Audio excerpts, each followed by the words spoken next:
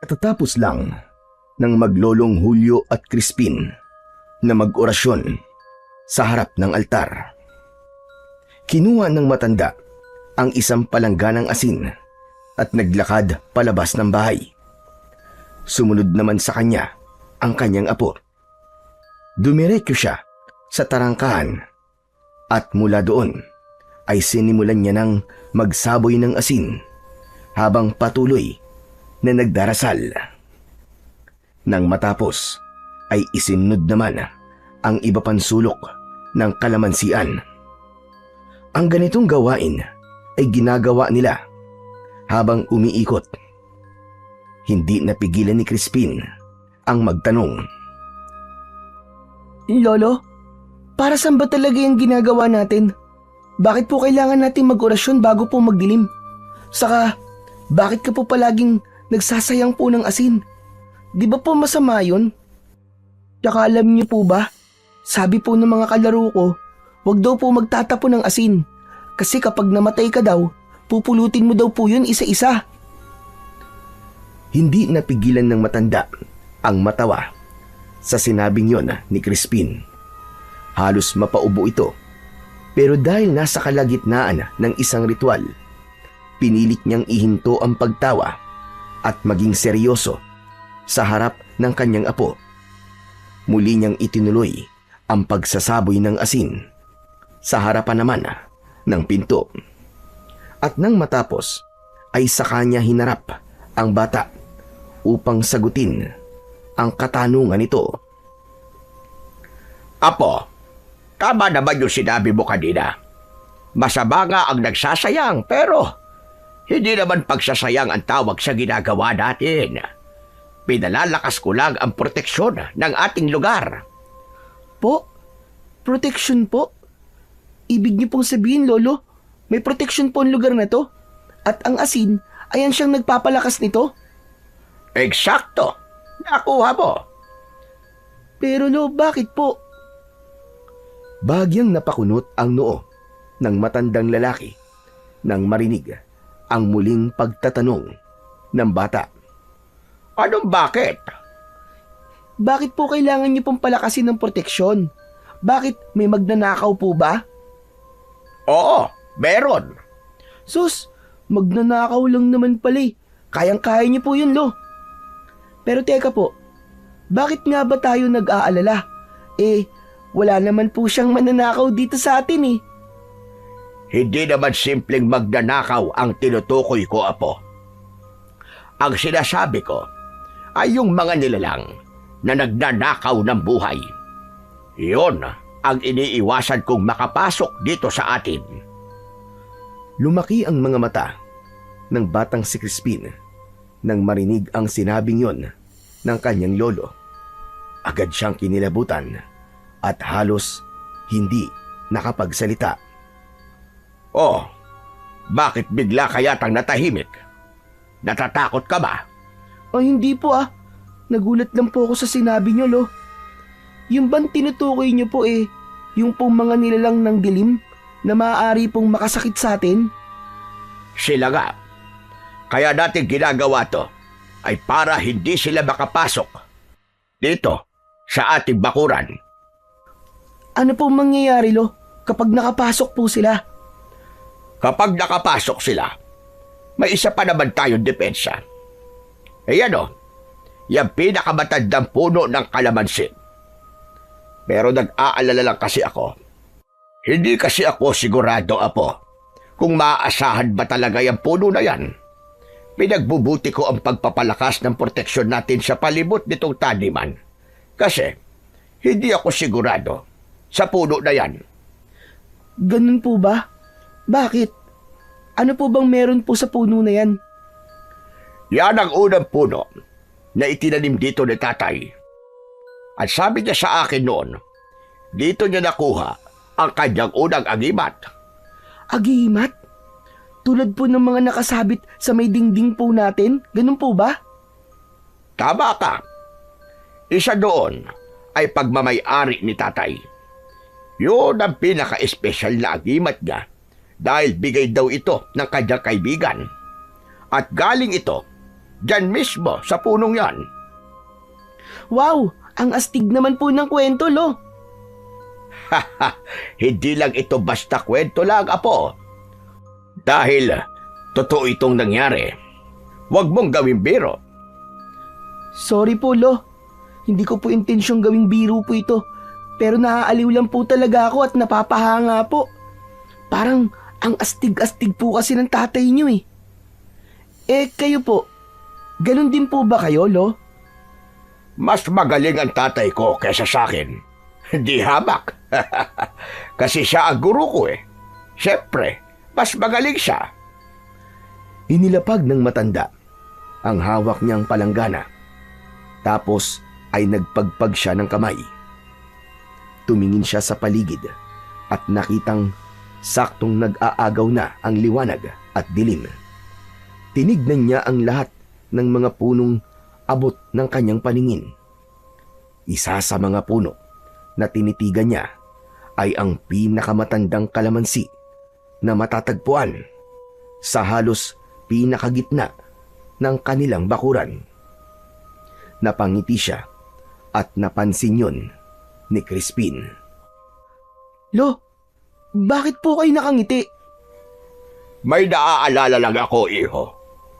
Naaalala ko lang ang kabataan ko dati. Dito ako lumaki. Dito ko nakasama si tatay at si nanay.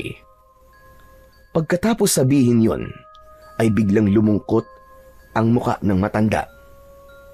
Lo, may problema po ba? Medyo. Ano po yun? Galing kasi ako kaninang umaga sa bahay ni Amo.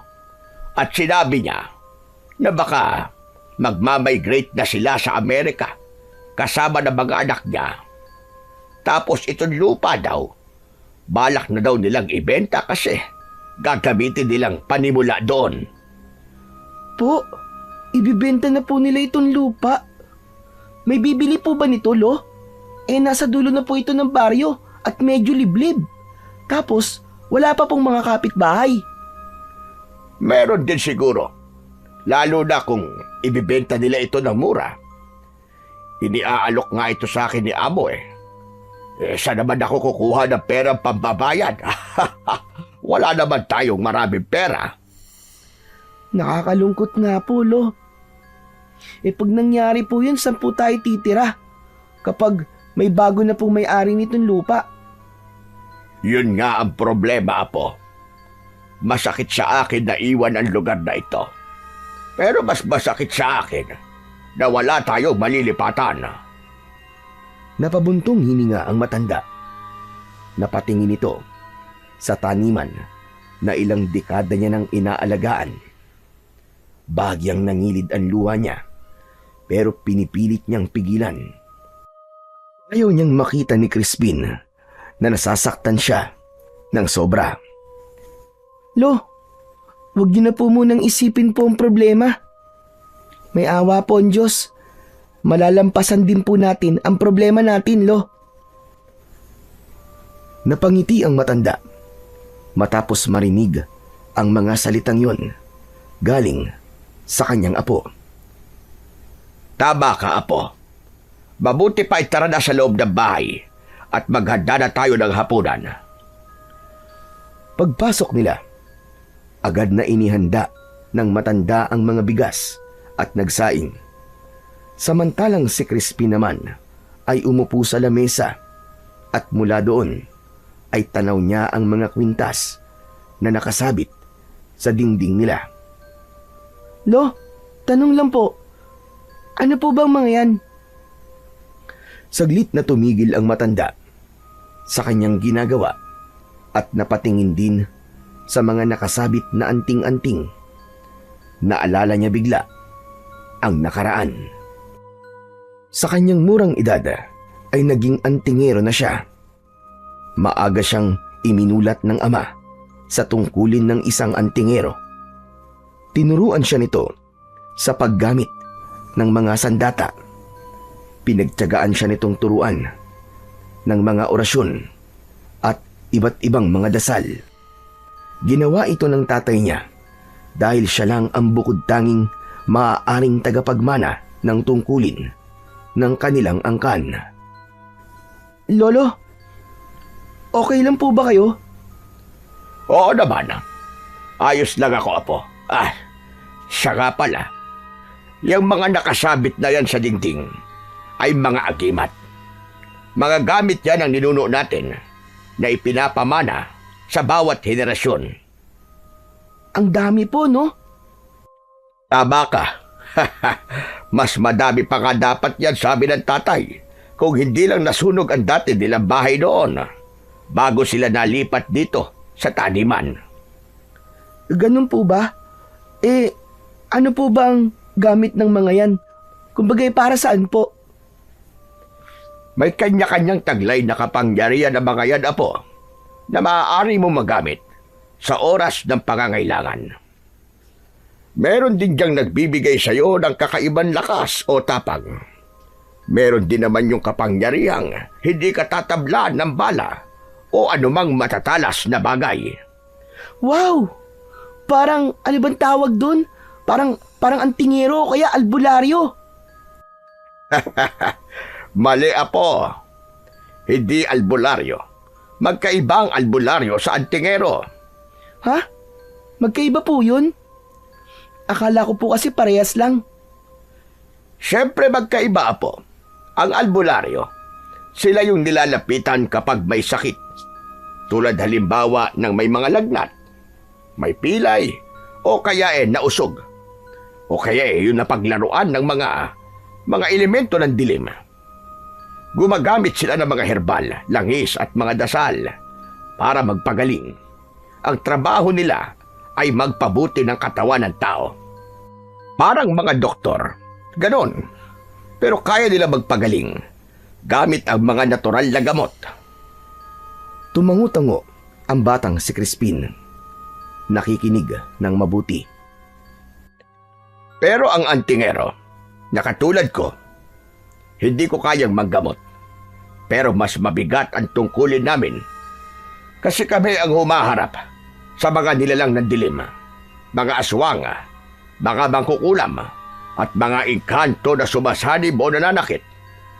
Pinangangalagaan din namin ang iba't ibang uri ng mga anting-anting. Ganun po pala. Kung antingero po kayo, ibig sabihin po, pati po ako ganun din? Oo naman. Ikaw lang ang apo kong lalaki, kaya ikaw lang ang pwede kong pamanahan. Ikaw ang susunod na mag-iingat ng mga yan, Apo. Ikaw ang poprotekta sa kanila kapag wala na ako. Po, bakit ako po ang poprotekta sa kanila? Di ba dapat po sila po ang magprotekta sa akin? Sila naman po ang may kapangyarihan eh. Napangiti si Lolo Julio. Mas lumapit siya kay Crispin at ang isang kamay ay ipinatong sa balikat nito. Bata ka pa nga, Apo. Natural lang na hindi mo pa lubos na maintindihan ang lahat. Alam mo, Apo, ang anting-anting, hindi ko siya gumagalaw para protektahan ang may-ari. Gabay at kasangkapan lamang sila. Ang tunay na kapangyarihan ay nasa may hawak nito. Kung marunong kang gumamit, kung marunong kang manalangin, saka sila nagiging buhay. Pero meron din namang pagkakataon na kusang kumikilos ang mga ito. Lalo na kapag nasa panganib ang may-ari o kaya naman kapag may banta na hindi na kayang harapin ng tao. Sandaling natahimik si Crispin. Pinagmasdan niyang muli ang mga anting-anting. Tapos ay napakamot sa kanyang ulo. Teka, nakakalito naman po, Lolo. Hayaan mo, iho. Unti-unti na ipapaunawa ko sa iyo ang lahat. Napatitig si Lolo Julio kay Crispin. Isang ideya ang biglang pumasok sa kanyang isip. Tama. Siguro nga ay dumating na ang oras para turuan at ihanda na kita, po. Bilang tagapagmana ko. Po, tuturuan niyo na po ako. Lo, kaya ko po ba? Oo naman. Kayang-kaya mo. Ako nga doon eh. Mas bata pa ako sa'yo nung turuan ako ng tatay ko. Hey, nakakakaba naman po, Lo. Pero parang nakaka-excite din po. Huwag kang ma-excite. Hindi magiging madali ang pagdadaanan mo. Kailangan mo ng sipag at tiyaga para maging karapat-dapat. At saka, dapat ay matapang ka. Buo ang iyong loob. Matapang na po ako, Lo. Talaga ba? Oo naman po. Saka, hindi po ako takot sa multo at sa dilim, ano? Ako nga po ang pinakamatapang sa mga kaklase ko eh.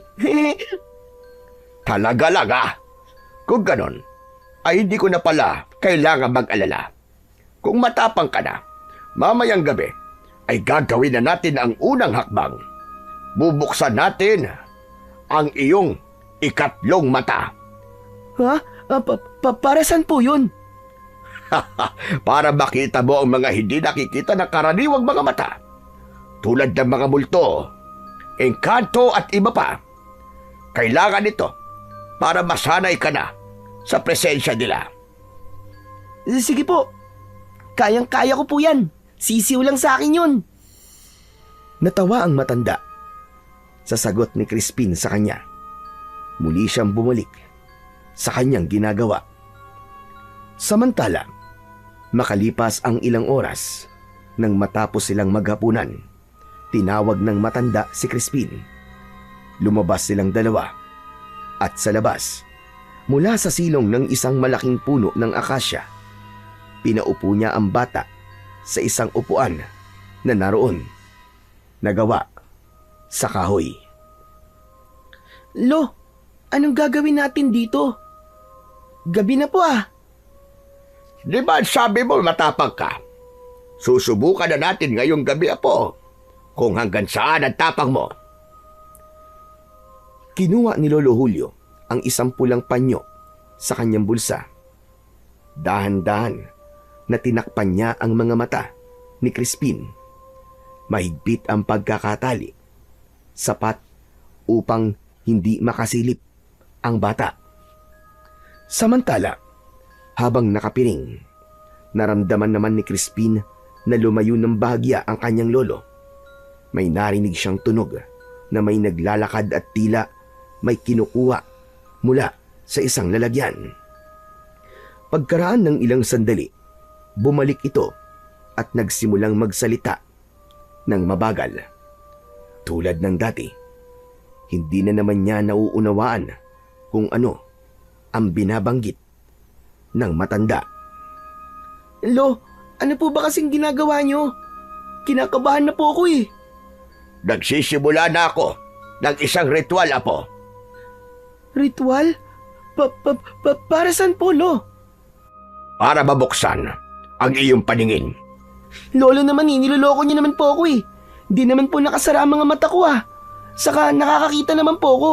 Hindi po ako bulag. Ang iyong ikatlong mata ang sinasabi kong bubuksan natin. Huwag kang matatakot, ah. Kinuha ni Lolo Julio ang isang bote ng langis na may katas na dinikdik na dahon ng kalamansi. Ipinahid dito sa kanyang noo at saka muling nagdasal. Lo, ang asim po ng inilagay niyo. Huwag kang maingay. Tumahimik ka lang para mabilis na tayo matapos dito. Nanahimik si Crispin. Naghintay siya at hinayaan na lamang na gawin ng kanyang lolo ang nararapat nitong gawin.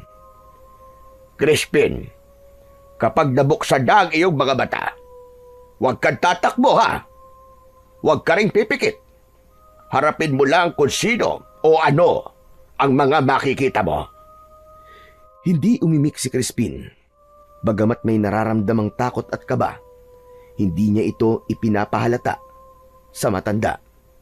Gusto niyang ipakita at ipagyabang na siya'y talagang matapang. Maya-maya pa, biglang natahimik ang paligid. Kasabay nito ay naramdaman niyang tila bumigat ang kanyang pakiramdam. Lo, Teka, ano po nangyayari sa akin? Bakit parang sumasakit po ang ulo ko? Normal lang yan. Tiisin mo lang. Nang maramdaman ni Lolo Julio na sapat na ang oras at mga orasyon na binanggit niya, hinipa niya ng marahan ang ulo ng kanyang apo at tinanggal na ang panyo na nakapiring dito. Sige na, Apo. Buksan mo na ang iyong mga mata. Pagdilat ni Crispin, tila ibang mundo ang bumungad sa kanya. Ang madilim na paligid ng kalamansian ay biglang nasinagan ng maliwanag na buwan. Sa kanyang paningin, may mga anyong parang usok at anino na gumagalaw sa paligid.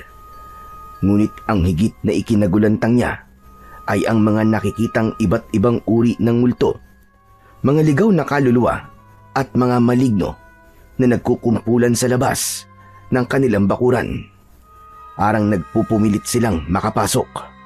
Subalit sa tuwing sinusubukan nila, napapaso sila at agad na nasasaktan. Kaya't napipilit ang umurong at tumakas. Napanganga siya at hindi makapaniwala. Biglang tumayo ang lahat ng balahibo niya. Kaagad siyang kumilos. Tumayo at nilapitan ang kanyang Lolo Julio. Agad siyang kumapit sa damit nito at nagtago sa likod. Lolo, natatakot po ako. Oh, akala ko ba hindi ka matatakot? Binabawi ko na po. Ayoko na po. Ang daming mumu. Yan na nga ba sinasabi ko eh. Puro ka kasi yabang eh. O siya, tama na. Huwag ka nang matakot. Kasi hindi ka naman masasaktan na mga yan. May proteksyon ang lugar na ito. At hindi basta-basta mapapasok ng kung sino-sino. Talaga po ba? Sigurado po kayo na hindi sila po makakapasok dito? Oo nga. Di ba sinabi ko na sa'yo? Kaya nga tayo nagre-ritual at nagsasaboy ng asin kapag sumasapit ang bilog na buwan ay dahil ayaw nating magpapasok ng mga hindi inaasahang bisita. Tulad nila. Ganun po pala. Akala ko po kalokohan lang po yung mga ginagawa ninyo eh. Biglang napatingin ang matanda kay Crispin. Agad na binatukan ang kanyang apo. Aray ko! Hindi biro mga ginagawa ko. Loko ka bata ka. Walang puwang ang mga kalokohan, Crispin. Tandaan mo yan. Sa mga ganitong bagay, hindi ka dapat nagbibiro. Pasensya na po. Hindi na po mauulit. Aray ang kati. Ay, siya nga po pala, Lolo. Pwede po bang tara na po sa loob? Hindi ko na po sila kayang tignan ng matagal eh. Tignan niyo po oh. Nagtataasan na po lahat ng balahibo ko. Teka lang, hindi pa oras. Ano pong ibig niyo sabihin, hindi pa po oras? Kailangan mo nang masanay ng mga mata mo sa ganyang mga tanawin. Iiwan na muna kita dito. Ha? Iiwan niyo po ako? Ayoko po, Lolo. Sasama po ako sa inyo. Lo, nakikiusap po ako. Huwag niyo po akong iiwan dito, Lo. Hindi natin pwedeng putulin ang ritual. Kasama sa ritual, ang pananatili mo dito sa labas ng ilang minuto. Kailangan mong sanayin muna ang mga mata mo. Pero, Lo... Walang pero-pero. Iiwan na kita dito. Walang duwag sa lahi natin. Tandaan mo yan, Crispin. Dahan-dahang tumalikod ang matanda. Naglakad na ito palayo sa bata at diretsyong pumasok sa kanilang kubo. Samantala si Crispin naman ay naiwan. Muling naupo sa upuan at muling tinignan ang mga nilalang na nasa labas ng bakuran. Napalunok siya.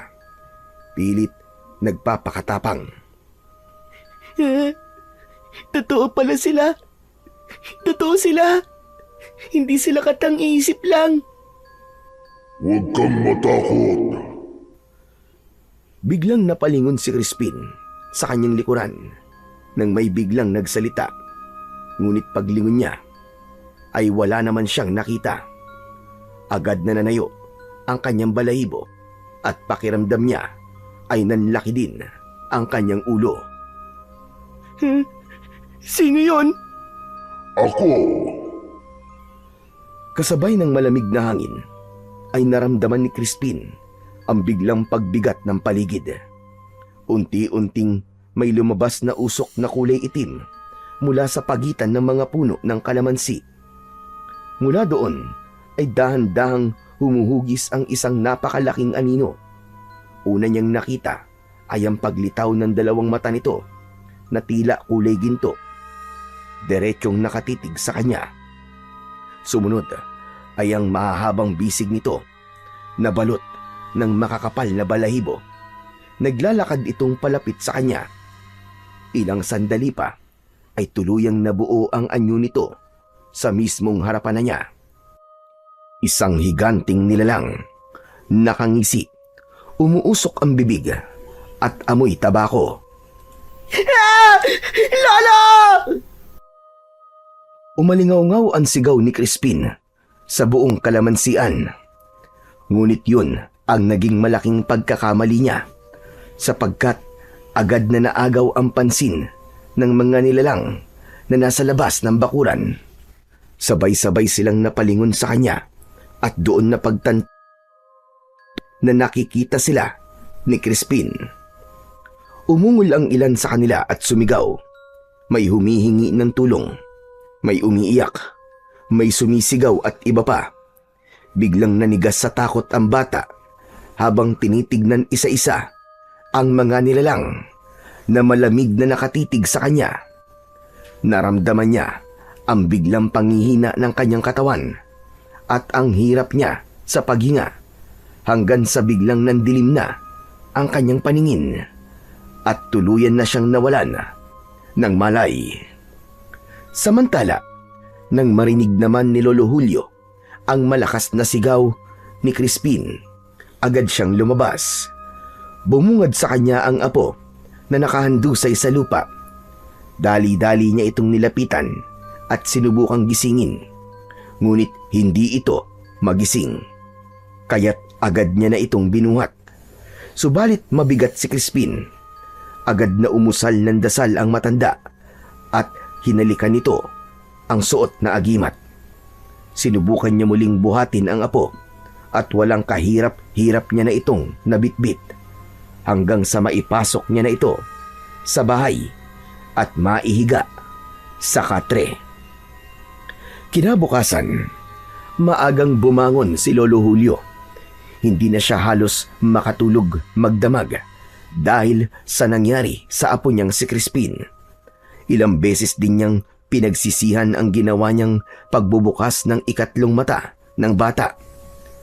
Muli siyang pumasok sa kwarto matapos magkape. Nakita niyang tulog pa din si Crispin. Tinitigan niya ito. Kita niya ang pawis sa noo ng bata at ang malalim nitong paghinga. Crispin? Crispin na po! Kinabahan siyang bigla. Kaya naman maingat niyang inilapit ang palad niya sa noo nito. Diyos ko! Ang init mo! Biglang nanginig ang katawan ng bata. Kaya naman, agad na tinapik ng matanda ang balikat nito. Crispin na po! Crispin! Gising ka na! Buksan mo na mga mata mo! Sige na! Apo! Unti-unting nagmulat ng mga mata si Crispin. Namumungay pa ang mga mata niya at halatang hirap na hirap sa paghinga. Lolo! Oo, Apo. Si lolo mo ito. Gising na. Ano bang nararamdaman mo? Giniginaw po ako, Lo. Ang lamig po. Dahan-dahang gumalaw ang bata. Inayos nito ang kanyang pagkakahiga. Saka muling ipinikit ang mga mata. Patawad, Apo. Kasalanan ko ito. Hindi ko dapat pinilit ang katawan mo. Patawarin mo ko. Ayos lang po, Lo. Kaso tong ulo ko po masakit, saka mabigat po. Parang umiikot po ang paligid. Tapos ang init, pero nilalamig naman po ako. Hinawakan ni Lolo Julio ang kanyang kamay. Ramdam niya ang panginginig nga nito. Sandali niyang kinumutan ang apo bago ito muling kinausap. Hayaan mo, gagamutin kita. Pero sabihin mo sa akin, anong mga nakita mo kagabi? Bukod po dun sa mga nilalang na nasa labas ng bakuran natin, may isang malaking nilalang po na lumapit po sa akin. Isang malaking nilalang. Teka, paano siyang nakapasok? Hindi po siya nakapasok, Lo. Doon po mismo sa bakuran natin siya nanggaling, hindi po sa labas. Teka, imposible. Wala akong nakikitang nilalang dito sa loob ng bakuran natin. Meron po talaga, Lo. Maitim siya, saka mabalahibo po ang katawan niya. Tsaka, amoy tabako po na mabaho. Isang kapre. Siguro po, Lo. Kapre nga po. Sinaktan ka ba niya? Hindi naman po, pero natakot lang po talaga ako nung lumapit po siya. Tapos ipinakita po sa akin ang tunay niyang anyo. Kaya po ako napasigaw eh. Tapos, yung mga nilalang po sa labas, lahat po sila tumingin po sa akin. Tapos, wala na. Hindi ko na po alam kung ano po nangyari. Natakot ako kasi akala ko po kukunin po nila ako eh. Hinaplos ni Lolo Julio ang kanyang buhok. O siya, sige na. Huwag mo nang isipin yon. Malamang hindi pa talaga handa ang katawan at isip mo sa ganitong mga bagay. Masyado ka pang bubot at bata. Kailangan ka pang pahinugin. Pasensya ka na talaga, Apo. Wala po yun, Lo. Ako naman po yung nagsabi na matapang po ko eh. Pero hindi naman pala. Pero Lo, pwede po bang isara niyo na lang po ulit ang mga mata ko? Kasi nakakatakot po eh. Yun lang. Hindi pwede, Apo. Hindi basta-basta ang pagsasara nito. Ilang taon muna ang hihintayin mo bago kusang sumarayan. Kapag pinilit natin, baka hindi mo makayanan.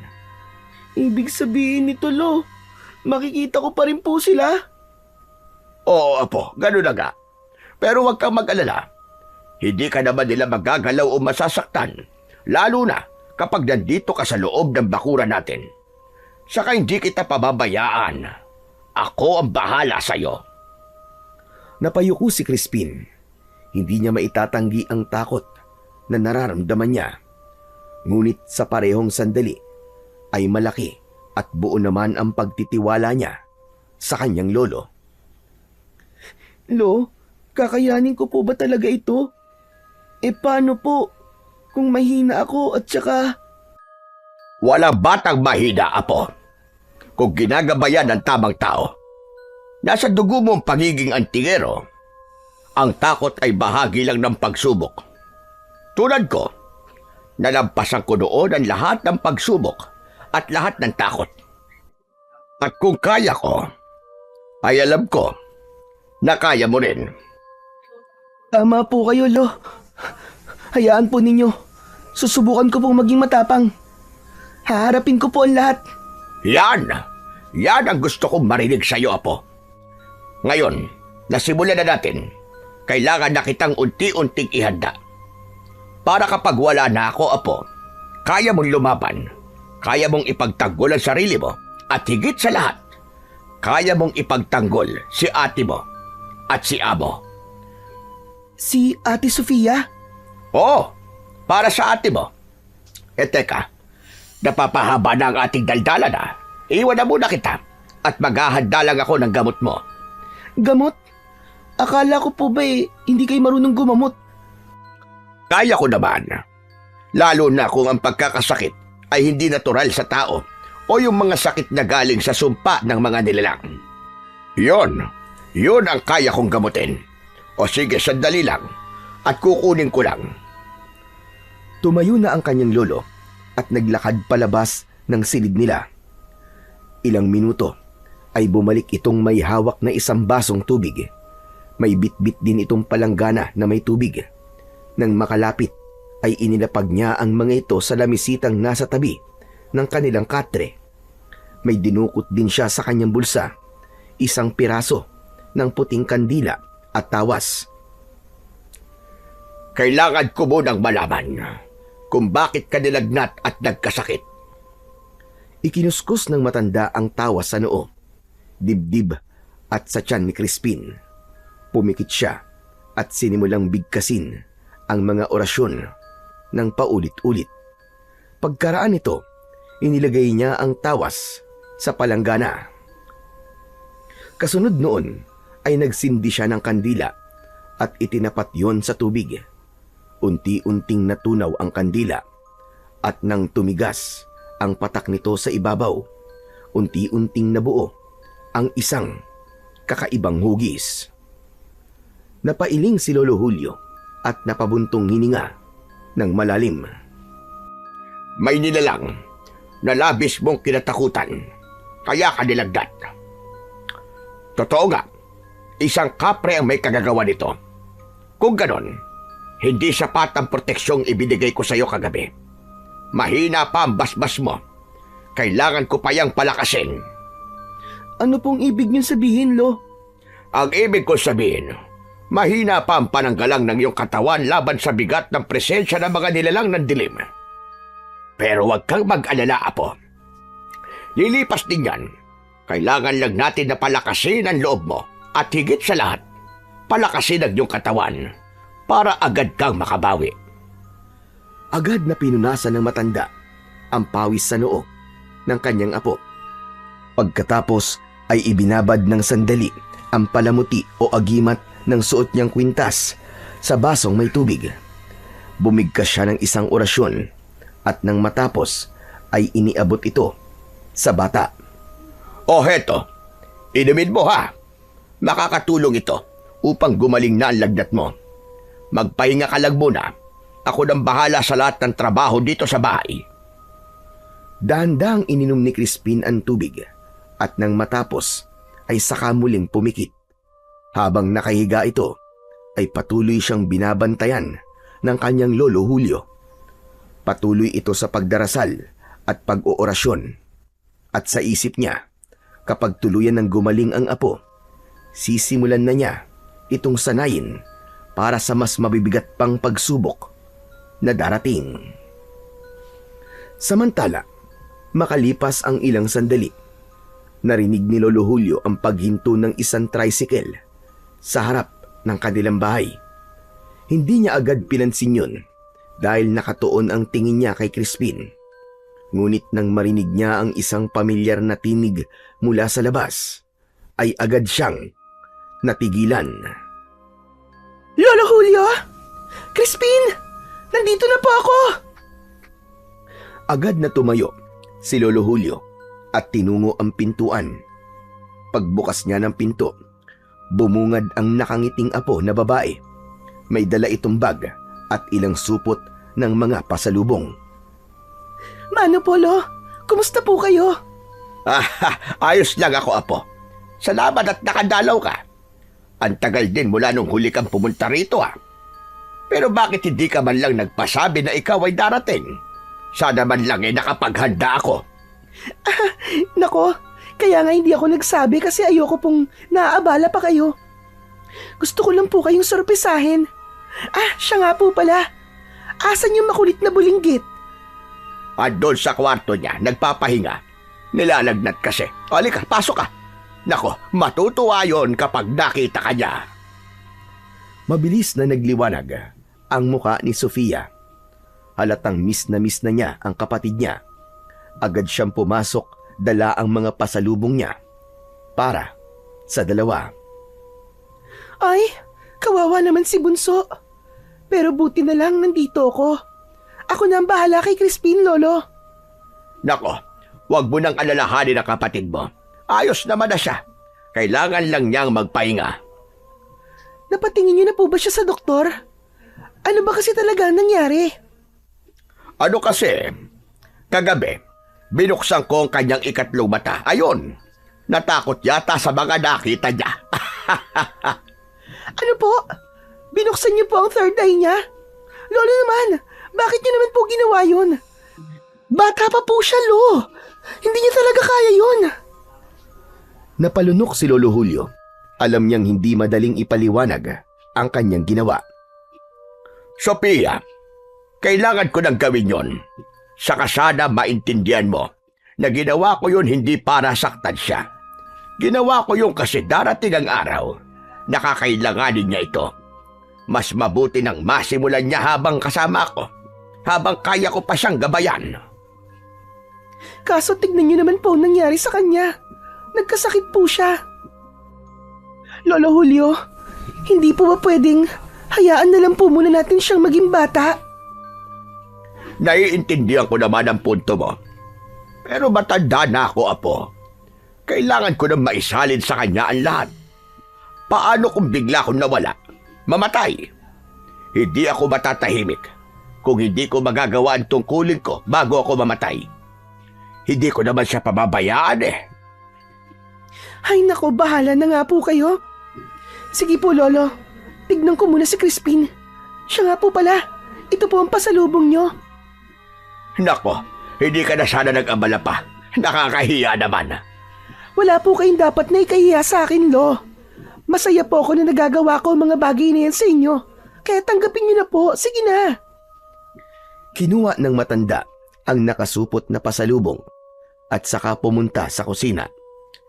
Si Sofia naman ay pumasok sa kwarto ni Crispin. Naupo siya sa gilid ng katre. Crispin?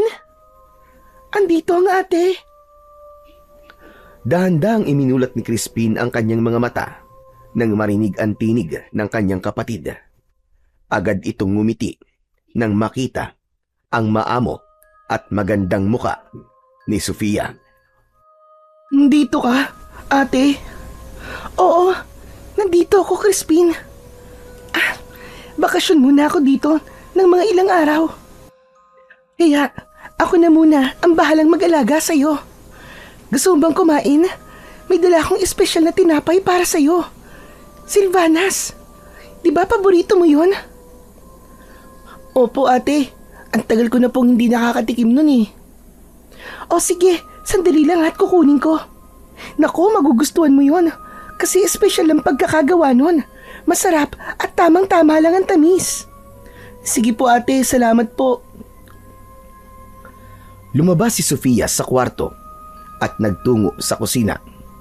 Kumuha siya ng platito, 2 piraso ng silvanas at inilagay ito sa platito. Nanguha din siya ng baso at nilagyan yun ng tubig, saka pinigaan ng kalamansi. Pagbalik niya ng kwarto, ay dala niya na ang isang maliit na tray. Nakangiti siya habang lumalapit sa kanyang kapatid. Maingat niyang inilagay ang tray sa lamisita at naupo sa tabi ni Crispin. Oh, heto na bunso, tikman mo. Sigurado ako magugustuhan mo yan.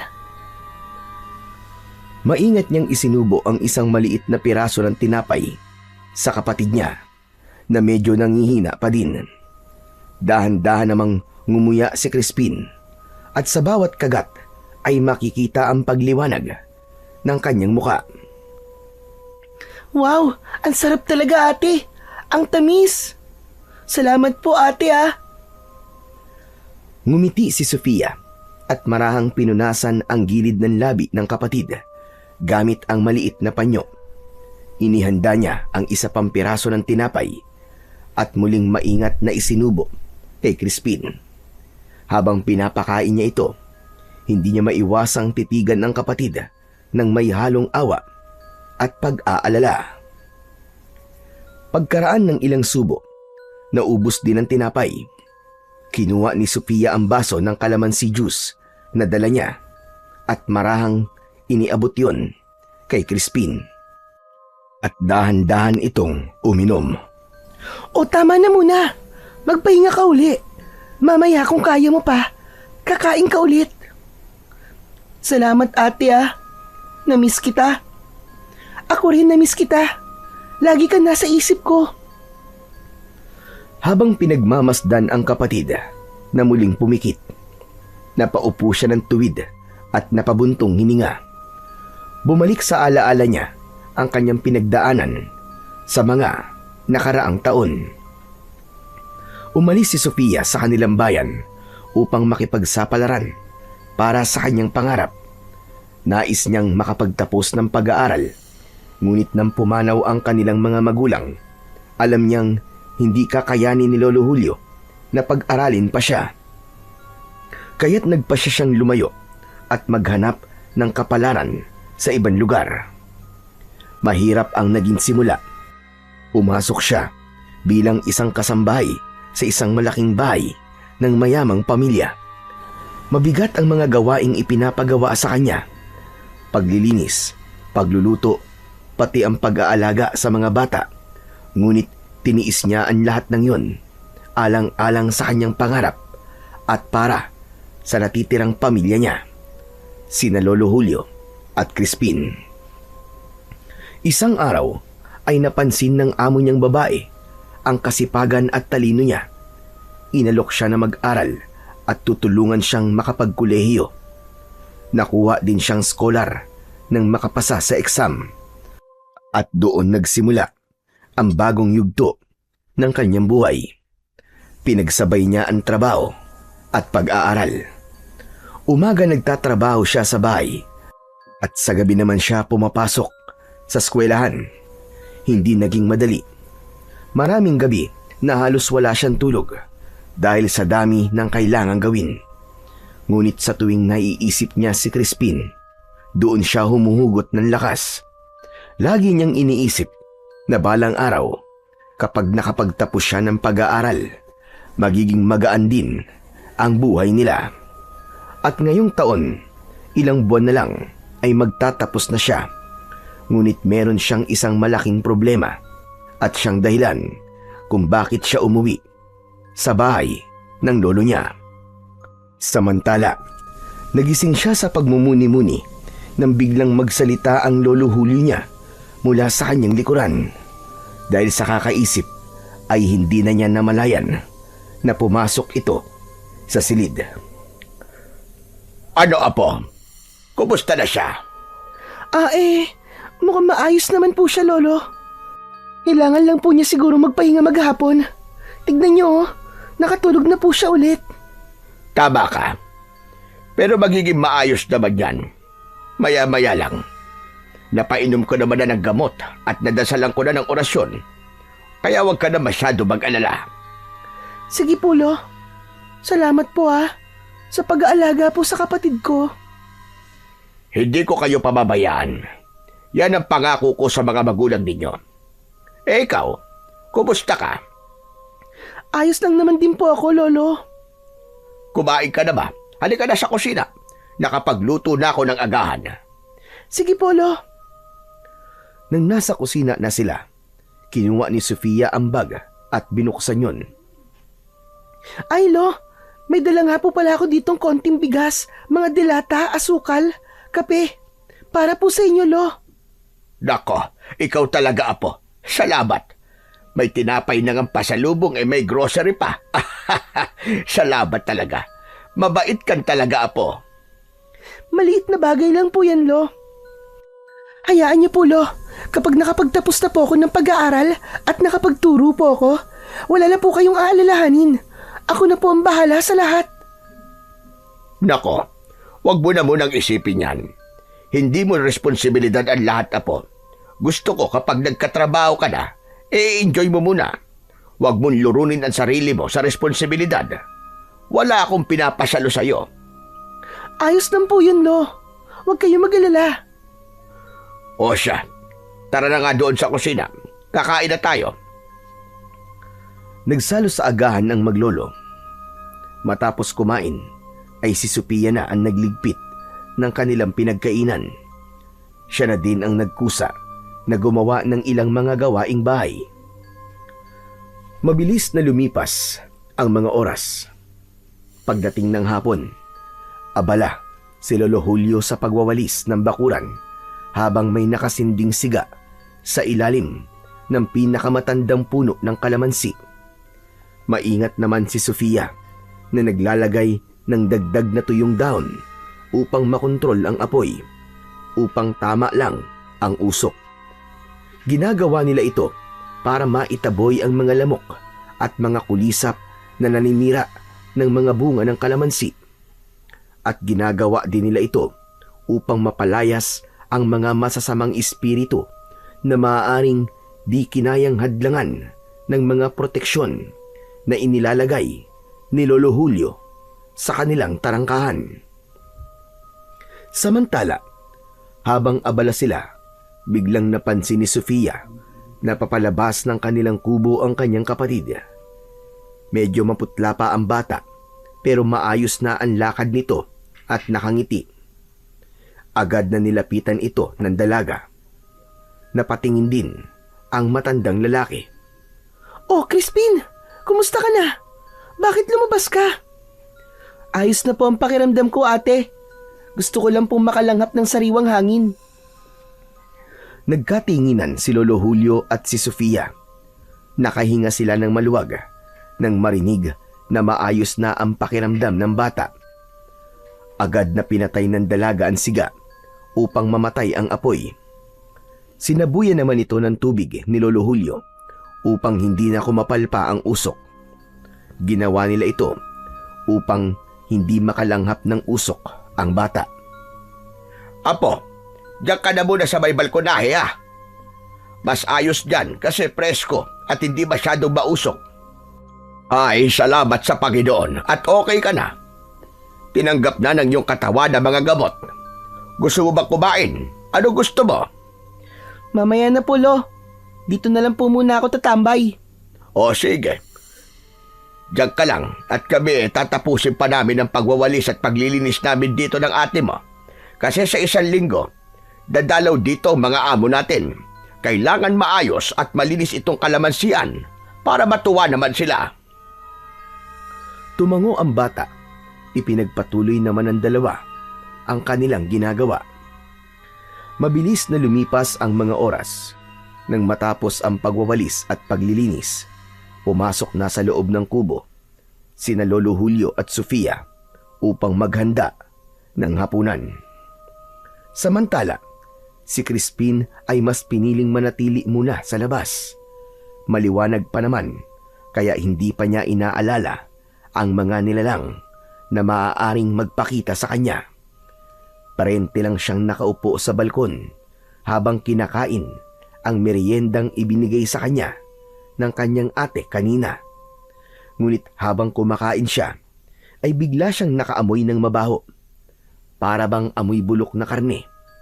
Agad siyang napatakip ng ilong at napatigil sa pagmuya. Yak! Ang baho naman! Saan kaya galing yun? Luminga-linga siya sa paligid. May napansin siyang nakadapong isang malaking ibon sa puno sa kabila ng kalsada malapit sa kanilang tarangkahan. Kakaiba ang anyo nito. Higit na mas malaki yun kesa sa pangkaraniwang uwak o agila. Nangingintab ang mga pakpak nito at mapupula ang mga mata. Tumayo si Crispin at naglakad papalapit sa kanilang gate. Hindi niya maipaliwanag pero parang hinihila siya ng kuryosidad. Ngunit bago pa makalapit ang bata, biglang humuni ng napakalakas ang ibon. Isang matinis at nakapangingilabot na parang sigaw. Biglang natigilan ang bata. Crispin, huwag kang lalabas! Bumalik ka dito, bilisan mo! Nang marinig ito ni Crispin, ay bigla itong napalingon. Nakita niya ang kanyang lolo na may hawak na itak habang palabas ng kanilang kubo. Mabilis itong tumakbo palapit sa kanya. Biglang sumigaw ng malakas ang ibon. Kaya naman, muling bumalik ang atensyon ng bata dito. Nakita niyang lumapag ito sa lupa at sa harap niya mismo ay nagbago ito ng anyo. Mula sa pagiging ibong malaki ay naging isa itong nakakatakot na nilalang. Itim ang balat nito. Magulo ang mahaba nitong buhok. Mapula ang mga mata at ang bibig ay puno ng matatalim na pangil na animo ay mga kutsilyo. Mahaba din ang mga kuko nito na kayang-kayang pumunit ng laman. Naglalaway din ito habang nakatingin kay Crispin. Lolo! Ano po yan? Aswang yan, apo! Huwag kang lalapit sa kanya! Nakalapit na si Lolo Julio kay Crispin. Itinago niya ang apo sa kanyang likuran. Samantala, ang aswang naman ay palapit sa kanila at tila sinusubukan itong pumasok sa kanilang bakuran. Ngunit nang tangkain itong humakbang papasok, bigla itong napaurong. Sumigaw ito ng malakas at parang nasasaktan. Iwinagwag nito ang kanyang kamay na parabang napaso. Lolo, baka po makapasok siya! Hindi! Huwag ka mag-alala, apo. Hindi niya kayang pumasok. Habang naglilinis kami ng ate mo kanina, naglagay ako ng mas matibay na panangga. Basta't wala lang lalabas. At hanggat wala tayong pinapapasok, mananatili siya dyan sa labas. Maya-maya pa ay sinubukan ulit ng aswang na pumasok. Ngunit sa sandaling iniapak niya ang kanyang paa sa tarangkahan nila, muli itong sumigaw ng malakas. Napaupo ito sa lupa. Ang kanyang paa, nakita ni Crispin na may malalaking tinik ng kalamansi na nakabaon. Lolo, saan po galing yung tinik na yun? Yan ang kapangyarihan ng harang na inilagay ko. Ginamit ko ang mga tinik na kalamansi. Ibinaon ko to sa lupa, doon sa may gate natin. At saka ko dinasalana ng napakabisang orasyon. Ang sino mang masamang loob na papasok ng walang pahintulot ay tiyak na masasaktan. Namangha si Crispin sa galing ng kanyang lolo. Maya-maya pa ay muling sinubukan ng aswang na makapasok. Dahil doon, nakaramdam ng pagkayamot ang matandang lalaki. Agad nitong itinutok ang kanyang itak habang minumura ang makulit na aswang. Hoy! Diablong buwang ka! Wala kang karapatang pumasok dito sa lugar ko! Lumayas ka kung ayaw mo mamatay! Ngunit imbis na matakot ang nilalang, mas lalo pa itong nagalit. Itinaas ng aswang ang ulo at malakas na umatungal. Kasabay nito ay ang paglabas ng itim na laway nito na tila ba asido. Bumubula ito kapag nahuhulog sa lupa. Umuusok din ang mga damo na tinatamaan ito. Abat! Talaga palang gusto mo magpakitang gilas, ha? Gusto mo talaga ng laban, ha? Ha! Papatulang kitang hayop ka! Lo, wag na po. Hayaan na lang po natin siya dyan sa labas. Wag niyo na pong patulan. Matanda na po kayo, Lo. Baka hindi niyo po kaya. Makulit eh. Naiinis ako sa mga pasaway. Ikaw na aswang ka, lumayas ka! Buisit kang halimaw ka! Halika na po, Lo. Tama na po. Tara na po sa loob ng bahay. Ate, tulungan mo akong ipasok si Lolo. Hindi, wag! Pabayaan niyo ako! Haharapin ko yan! Kaya ko yan! Hindi ko yan uurungan! Habang nagsasalita si Lolo Julio, ay paikot-ikot ito sa labas ng bakuran na tila naghahanap ng maaaring mapasukan. Wala kang mahanap na daan! Kahit na anong gawin mong ikot dyan! Nang walang makitang daan ang aswang, muli itong nagbago ng anyo. Bumalik ito sa pagiging malaking ibon. Lumipad ito sa ibabaw ng kalamansian. Ngunit hindi nagtagal ay bigla itong lumipad papalayo. Nakahinga ng maluwag si Crispin. Ay, salamat. Lolo, umalis na po siya. Anong nangyari? Mas malakas ang kapangyarihan ng harang natin sa itaas, apo. Alam mo, bawat puno ng kalamansi dito ay nilagyan ko ng dasal at orasyon. Kapag may banta na galing sa itaas, mawawalan siya ng hininga dahil sa halimuyak na pinakakawalan ng bawat puno. Tiyak na mamamatay siya. Ang galing, Lo. Para palang may magic ang mga tanim natin dito. O ano, bilib ka na ba sa akin, apo? Oo naman po. Bilib na bilib. Gusto mo na ba ulit na maging kagaya ko? Ha? Hayaan mo na. Huwag mo na sagutin. Halika na nga. Pumasok na tayo sa loob. Sabay sila na bumalik sa loob ng bahay. Nakita nila si Sofia na nakaupo. Tulala at hindi nagsasalita. Nagkatinginan naman sina Crispin at Lolo Julio. Ate, anong ginagawa mo dyan? Hindi siya sinagot ni hindi tumingin. Nanatili lang itong nakaupo, tuwid ang likod at walang ekspresyon ang muka. Sophia, apo. Lumapit ang matanda at marahang hinawakan ang balikat ng apo. Ngunit laking gulat nila nang biglang hawiin ni Sofia ang kamay ni Lolo Julio. Kasunod noon ay ang isang mababang angal na lumabas mula sa bibig ng dalaga. Ate, bakit ganyan ka? Ano nangyayari sa'yo? Kasunod ng angal, biglang tumawa ang ate niya ng malakas.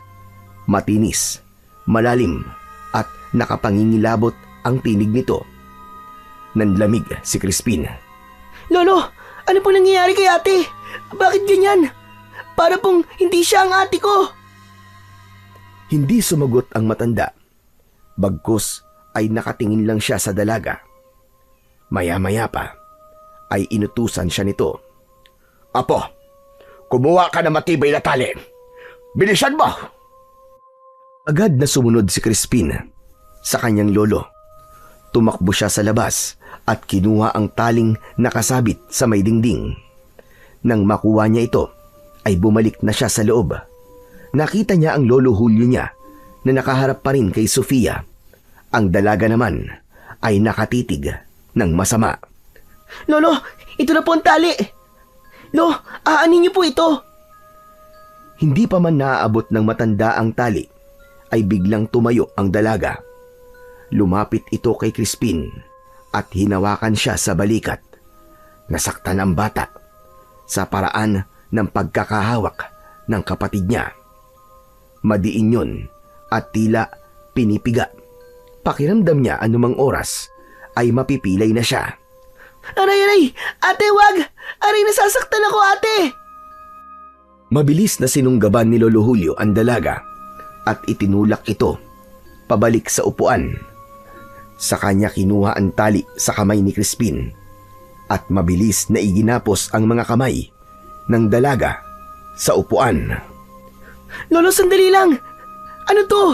Bakit niyo po ginaganyan si ate? Ba't niyo po siya tinatali? Hindi magawang sumagot ng matanda dahil kailangan niya kagad na makakilos bago pa sila masaktan ni Sofia. Mabilis itong tumakbo. Lumapit sa may dingding kung saan nakasabit ang mga agimat niya. Kumuha siya doon ng isang kwintas na may palamuting medalyon. Agad siyang bumalik at isinuot yon sa apong babae. Pagdampi pa lamang ng medalyon sa dibdib ng dalaga, ay bigla na lang itong napasigaw. Nanginig ang katawan niya at pagkatapos ay biglang nanlata hanggang sa tuluyang mawalan ng malay. Umupo si Lolo Julio at saka pinunasan ang kanyang pawis sa noo. Tumingin ito kay Crispin. Hindi ko alam kung ano ang nangyari sa kanya. Kailangan ko muna siyang matawas para malaman natin kung ano ang problema. Tumayo ang matanda at nanguha ng kanyang mga gamit. Pagbalik niya ay may bitbit na itong palanggana na may tubig, tawas, langis at kandila. Inilipag niya ito sa paanan ni Sofia at nagsimulang mag-orasyon. Tulad ng ginawa niyang pagtatawas kay Crispin, idinikit din niya ang tawas sa noo, sa tiyan, sa kamay at mga binti ng dalaga, at pagkatapos gawin ito ay inilubog niya sa tubig ang tawas. Nagsindi na rin siya ng kandila at inilapit yon sa palanggana. Dahan-dahan niyang ikinilos ang kandila sa ibabaw ng tubig habang patuloy na nagdarasal. Habang natutunaw ang kandila, unti-unti namang lumilitaw ang hugis sa tubig. Makaraan ang ilang sandali, nang matuyo na ang patak ng kandila, ay kinuha ito ni Lolo Julio at tinitigan. Kitang-kita niya ang anyo ng isang babae. Mahaba ang buhok, matalim ang mga mata, at ang ngisi ay puno ng panlilinlang. Walang hiya ka! Sino kang hayop ka? Nagulat si Crispin sa biglang pagsigaw ng matanda. Lolo, bakit po? Crispin, May nagtatangkang gawing aswang ang kapatid mo. Ang tawas mismo ang nagsabi sa akin. Ano po? Aswang? Si ate? Pero, bakit naman siya gagawing aswang, Lolo? Mabait po si ate. Yun ang hindi pa natin alam, Apo.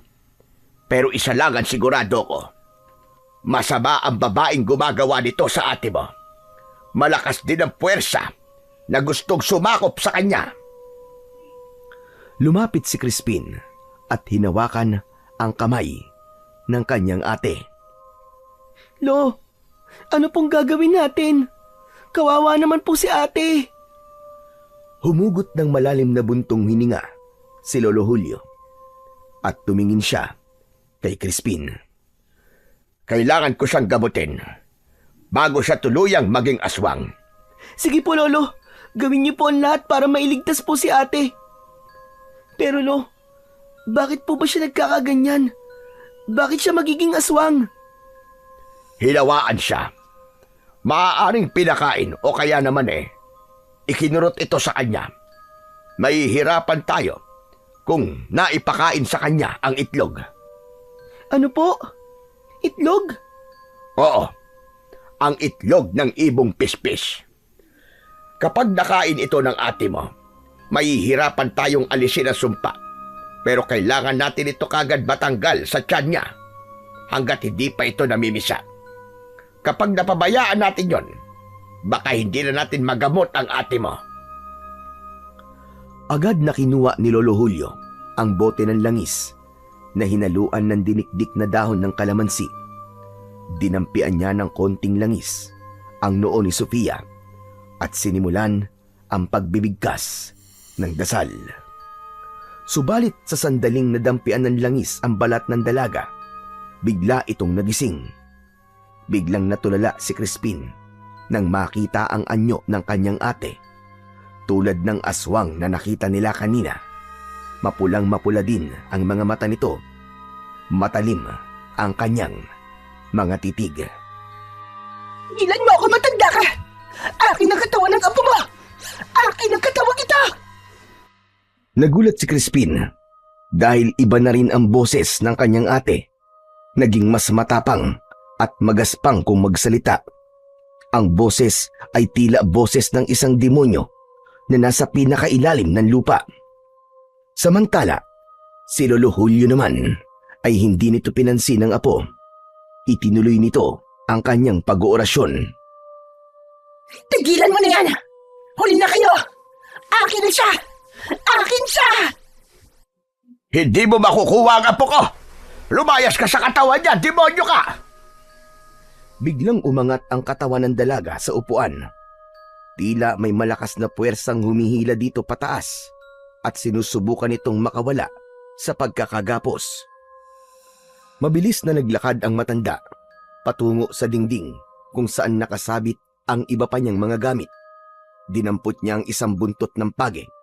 Pagbalik niya ay walang pag-aalinlangan niyang hinagupit ito ng latigong page. Tigilan mo yan! Tigilan mo yan! Susunog ako! Tumigil ka! Ngunit hindi siya pinakinggan ni Lolo Julio. Muli nitong hinampas ng buntot ng pagi ang dalaga. Kasabay nito ay nagpatuloy siya sa pagbigkas ng dasal. Sa bawat hampas ay lalong lumalakas ang sigaw ni Sofia. Pinipilit niyang makawala, ngunit dahil maigpit ang pagkakatali, hindi siya makaalis o makalaban ng gusto. Crispin! Crispin, tulungan mo ko! Biglang napatitig ang bata nang marinig na humihingi ng tulong sa kanya ang kanyang ate. Lolo! Lolo, tama na po! Nasasaktan na po si ate! Huwag kang palinlang! Hindi na yan ang ate mo! Pero Lolo, Hindi si Sophia nasasaktan, kundi ang espiritu na sumasakop sa kanya. Kaya wag mo akong pigilan! Muling pinalo ng matanda ang hita ni Sofia. Galit na galit ang mga mata ng dalaga. Naging mas mapula at mas nakakatakot. hindi! Hindi mo ako mapapalayas! Malakas ako! Hindi ako aalis! Akin ang katawan na ito! Buwisit ka! Bakit mo ba ito ginagawa? Ano bang kasalanan ng apo ko sa'yo?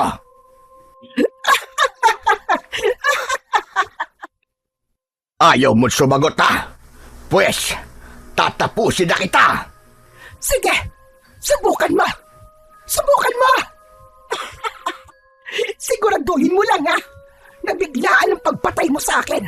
Dahil kapag nakahinga pa ako, kahit 3 segundo, titiyakin kong makakasama sa hukay ang apo mo.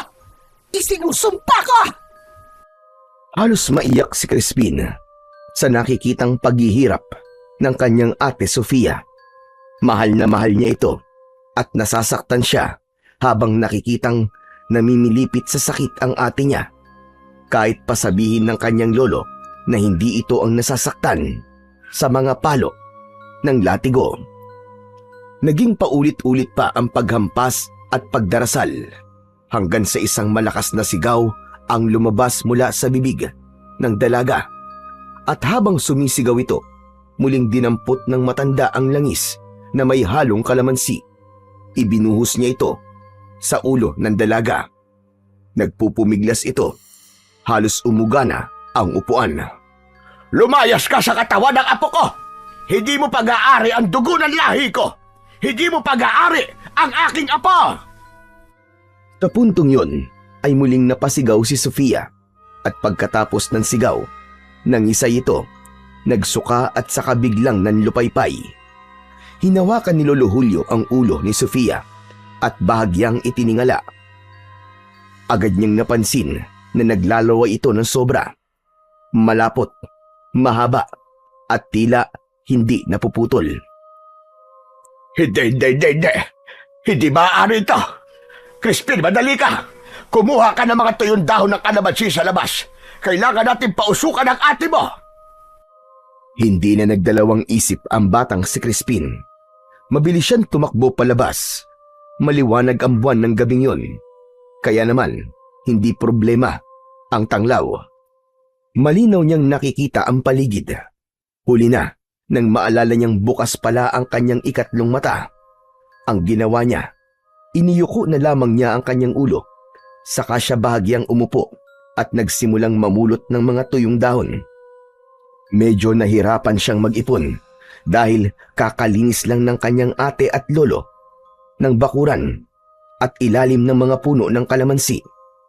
Ganun pa man, ay ipinagpatuloy niya ang kanyang ginagawa. Isa-isa niyang pinulot ang lahat ng kanyang mga nakikitang dahon. Ngunit maya-maya pa ay may narinig siyang isang malakas na kalabog sa kanyang likod. Dahan-dahan siyang lumingon. Nang makita niya kung ano ito, ay halos matumba siya sa gulat. Muling nagpakita sa kanya ang kapre at diretso itong nakatingin sa kanya. Sa sobrang takot ay muntik na naman siyang himatayin, ngunit biglang nagsalita ang kapre. Huwag kang matakot, bata. Wala akong masamang pakay. Narito ako para tumulong. Nanlaki ang mga mata ni Crispin. Natatakot pa rin siya at halos manginig ang kanyang mga kalamnan. May dala akong bagay na makakatulong sa kapatid mo. Ibuka mo ang iyong mga kamay. Dahil sa kaba ay hindi malaman ni Crispin ang gagawin. Napatingin na lang siya sa malaking nilalang. Kinakabahan na baka kapag tumanggi siya ay magalit ito sa kanya. Kaya't dahan-dahan niyang iniunat ang kanyang mga kamay na nanginginig pa rin. Mula sa palad ng kapre, may inihulog itong tila pinong pulbos. Kulay kayumanggi ang kulay nito. Makinig ka. Ihalo mo ito sa kanyang inumin. Huwag kang mag-alinlangan. Kapag ininom niya ito, mailalabas niya ang sumpa ng aswang sa kanyang katawan. Nang matapos ay nag-angat ng tingin si Crispin, pero sa isang kisap mata, biglang naglaho ang kapre. Niwala itong iniwanang anumang bakas. Tumayo siya at muling tumakbo. Halos matisod pa siya sa pagmamadaling bumalik sa loob ng bahay. tangan-tangan ang pulbos. Pagpasok niya ay agad siyang tinanong ng matanda. O ano, Apo? Nasaan ang pinapakuha ko sa'yo? Tubalit hindi niya sinagot ang kanyang lolo. Bagkos ay dumiretso ito sa kusina upang kumuha ng isang basong tubig.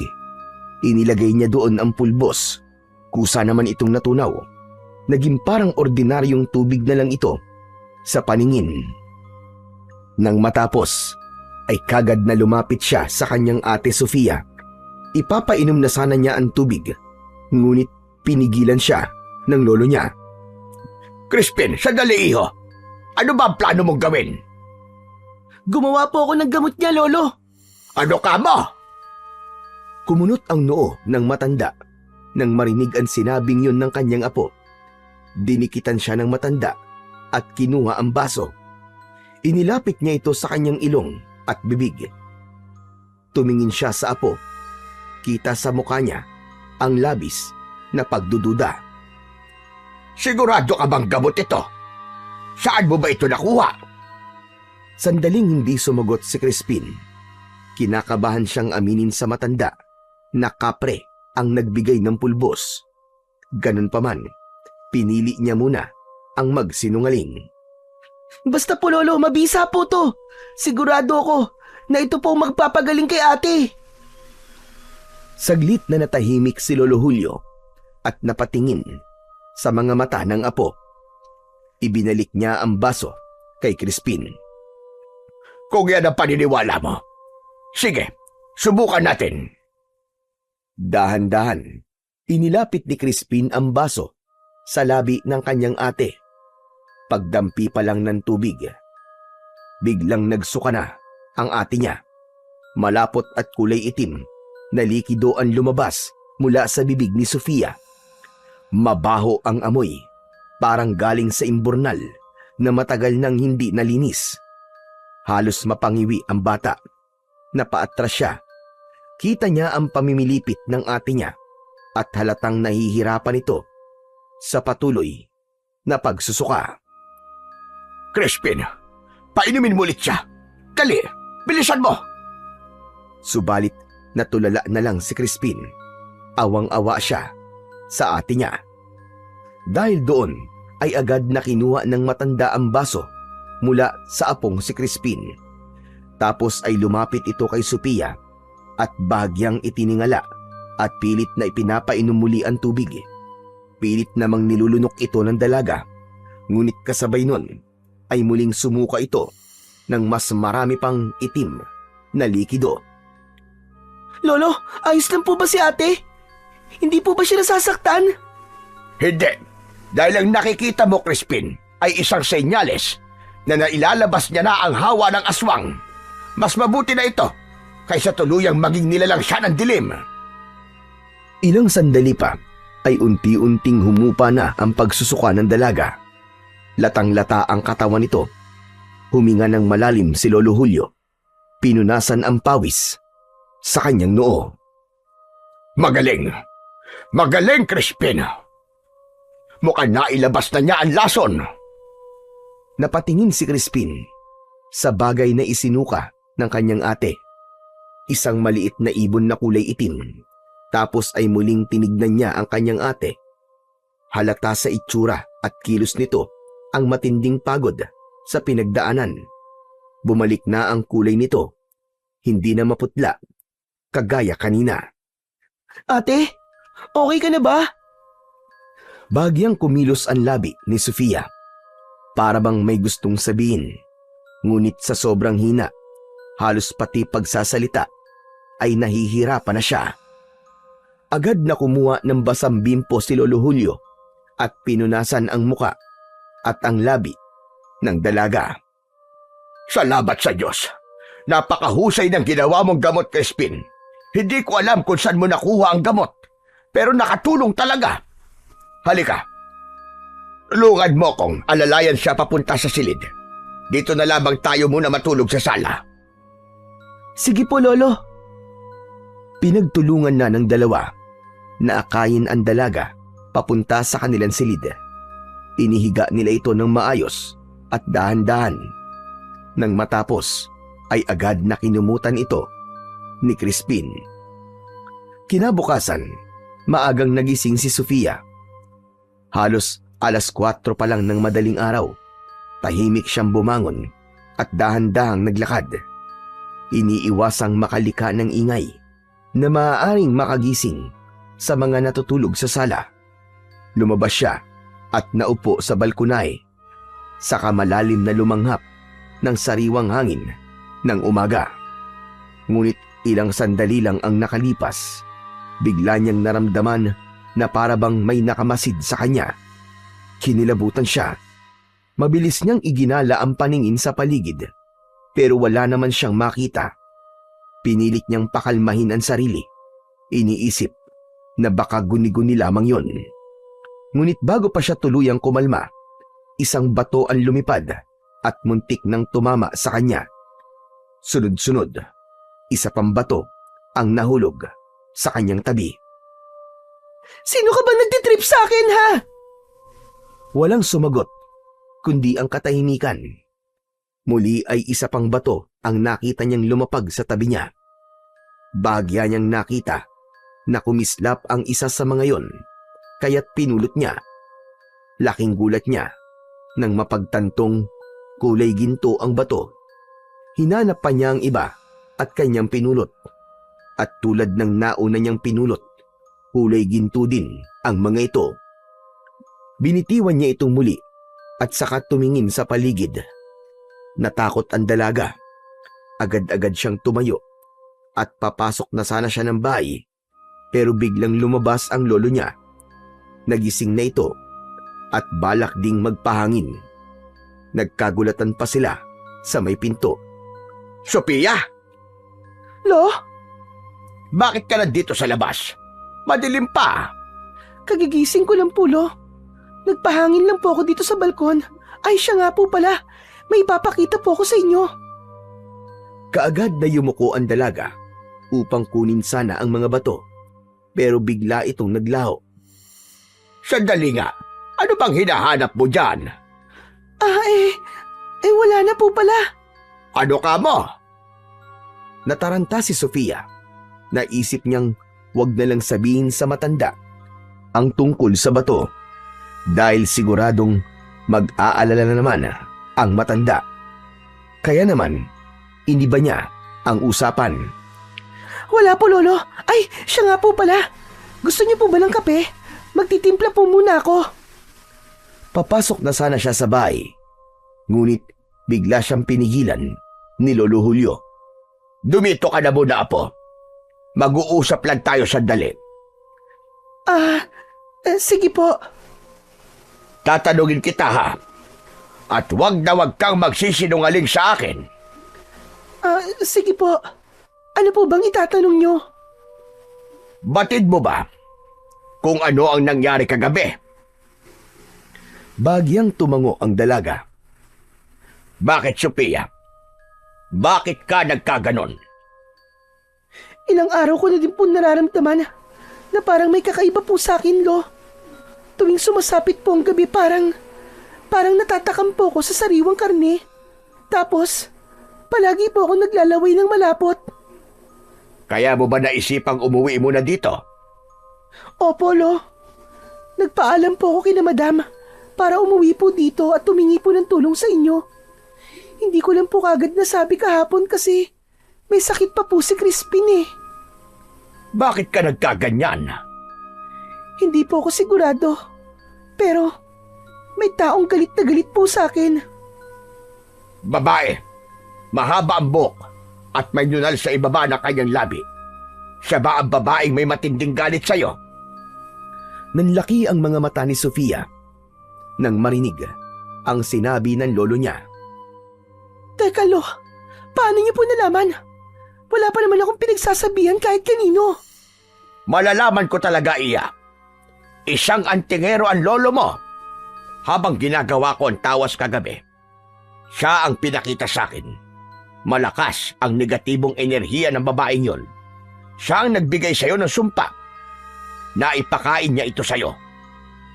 Madali lang po sa kanya para gawin sa akin yun, Lo. Kasi kaklase ko siya. Dati siyang matalik kong kaibigan. Hindi ko nga alam na galit pala siya sa akin.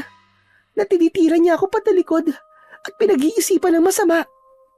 Ang iniisip niya kasi, inaagaw ko raw ang nobyo niya. Pero hindi po yun totoo, Lo. Wala po akong balak na gawin yun. Naniwala lang siya sa chismis na nagpapaligaw daw ako. Wala namang ganun. Yun na nga mahirap, Ihay. Minsan ang chismis, kahit walang katotohanan, nagiging mitya ng kasamaan. Lo, hindi ko naman po talaga kasalanan eh. Hindi ko po siya inagawan. Siya lang po talaga nag-iisip nun. Pero bakit ganito? Bakit kailangan niya akong gantihan ng ganito kabigat? Dahil puno siya ng galit at inggit. Pero huwag kang mag-alala, Apo. Ngayong nandito ka, hindi ka na magagalaw ng babaeng yon. At ito pa, may magaling ka ng manggagamot. Po?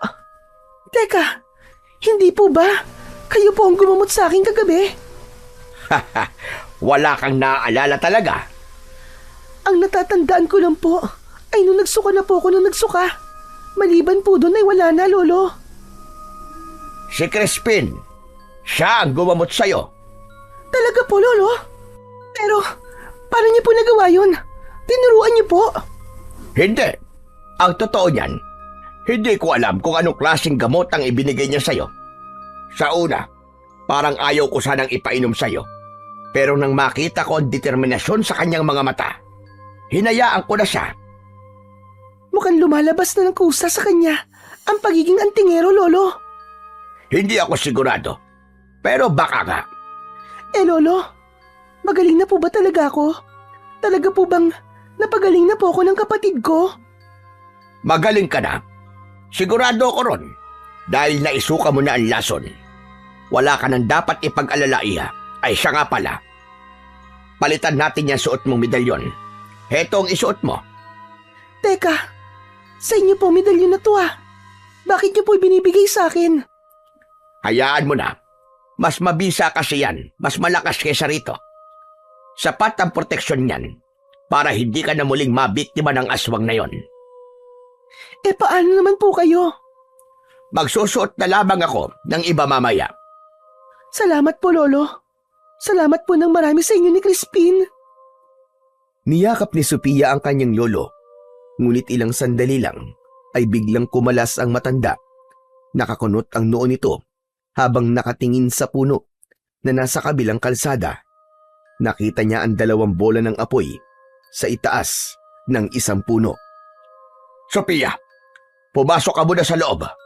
Bakit po, Lolo? Ano po ba yun? Huwag ka na magtanong, pumasok ka na. Mukhang hindi pa tapos ang laban natin. Nariyan na naman ang aswang at mukhang alam ko na kung bakit ka napadpad dito. Sinusundan ka ng damuhong yan. Dali-daling sumunod si Sophia at pumasok sa loob ng bahay.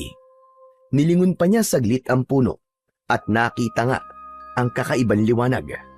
Mabilis niyang isinara ang pinto. Samantala, hindi kumarap si Lolo Julio habang nakatitig sa puno. Walang hiya ka! Ayaw mong tigilan ang apo ko! Demonyo ka!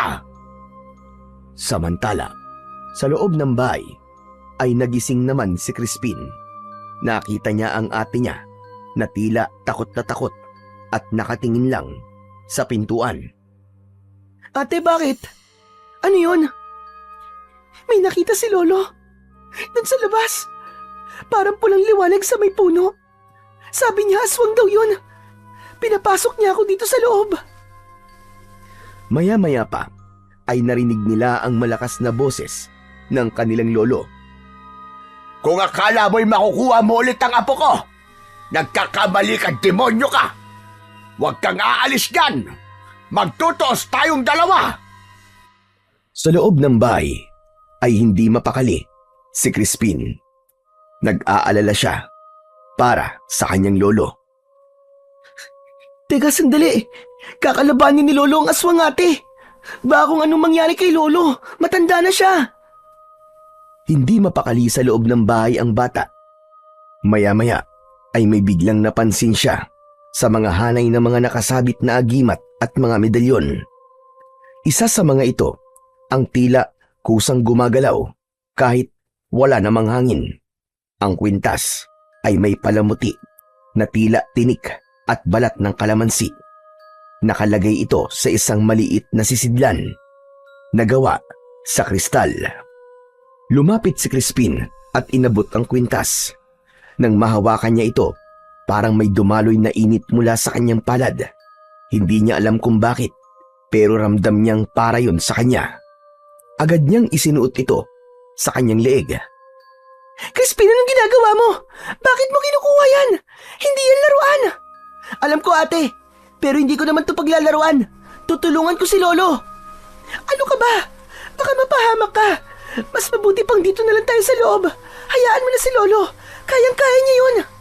Ate, hindi pwede. Ano ka ba, Crispin? Ang tingero si Lolo. Dati siyang tagapuksa ng mga aswang. Isang manunugis. Pero ate, dati pa yon. Hindi na po bata si Lolo. Baka hindi niya nakayaning mag-isa. Crispin, makinig ka. Huwag ka matigas ang ulo. Huwag ka na makialam. Baka mas lalo mapahamak si Lolo kapag nagpunta ka doon. Ikaw ang alalahanin niya. Hindi ako mananahimik lang dito, ate.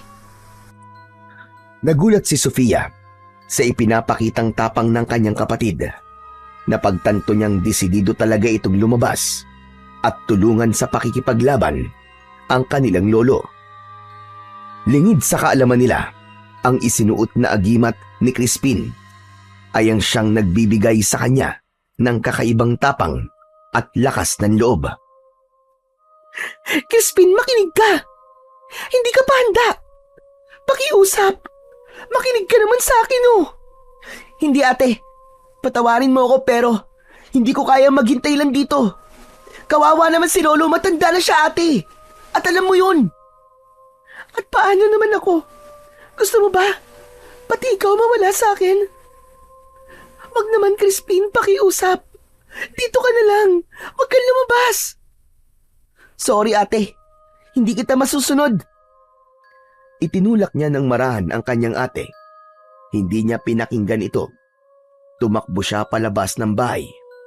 Paglabas niya, nakita niya si Lolo Julio na nasa labas ng kanilang bakuran.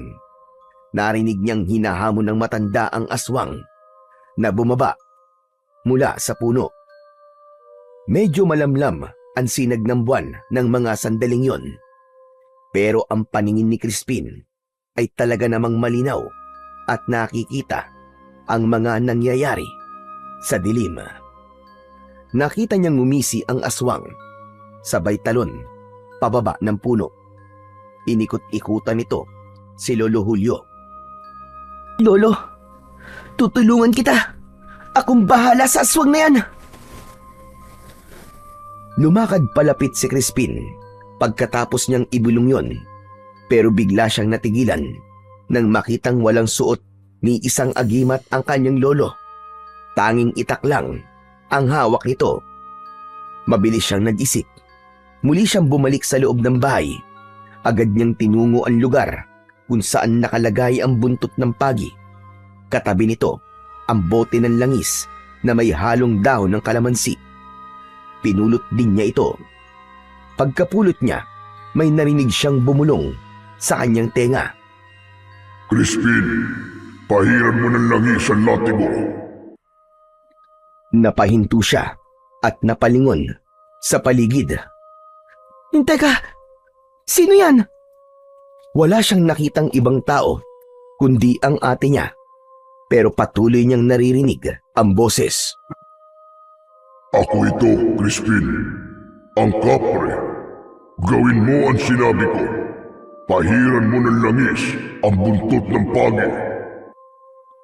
Naguguluhan pa si Crispin nung una, pero alam niya sa sarili niya na wala siyang oras para magduda. Dali-dali niyang binuksan ang bote at ibinuhos ang langis sa kanyang palad. Pinahiran niya ang buong latigo hanggang sa kumintab ito. Bahala na. Lumabas siyang muli, hawak-hawak ang latigo. Sa labas ng bakuran, naroon pa rin ang kanyang Lolo Julio, nakaharap sa aswang. Nakangisi lang ang nilalang na parabang naglalaro lang. Tama na ang laro! Umpisahan na natin ang laban! Itinaas ng matanda ang itak. Biglang sumugod ang aswang. Mabilis na parang kidlat. Agad na nasugatan sa kanyang braso ang matanda. Agad namang tumakbo si Crispin upang sumaklolo. Lo! Wala kang suot na agimat! Ako na lang! Ako na lang ang makikipaglaban sa kanya! Nagpakawala ng malakas na tawa ang aswang. Agad niyang nilait ang dalawa. Wala namang pwedeng lumaban sa akin. Kung hindi isang matandang hukluban, ay isa namang batang paslit na uhugin. Tumahimik ka! Hindi ako uhugin! Huwag mo akong insultuin! Ano ngayon kung gusto kitang insultuin? Isa akong malakas at makapangyarihang aswang. Kaya kapag sinabi kong uhugin ka, uhugin ka. At ibig sabihin nun ay wala kang kwenta. Hindi mo ko kaya.